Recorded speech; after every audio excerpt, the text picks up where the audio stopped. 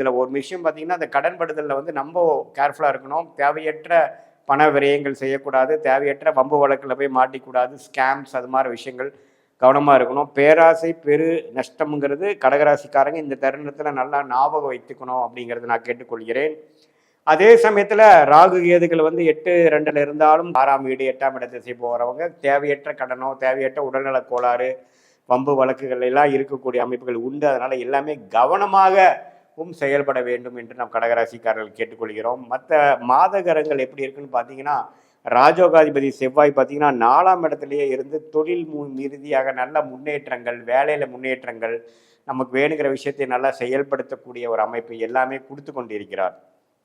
அதே சமயத்தில் 5ஆம் இடத்துலையும் வந்து மாத கடைசியில் போகிறது வந்து தவறு இல்லை. ஸோ இன்னுமே இடம் சார்ந்த விஷயங்கள், வீடு சார்ந்த விஷயங்கள், ரியல் எஸ்டேட், மெடிக்கல் அது மாதிரி துறையில் இருக்கிறவங்களுக்கெல்லாம் நல்ல உயர்வை கொடுக்கக்கூடிய அமைப்பு வந்து கடகராசிக்காரர்களுக்கு நல்லாவே இருக்குது.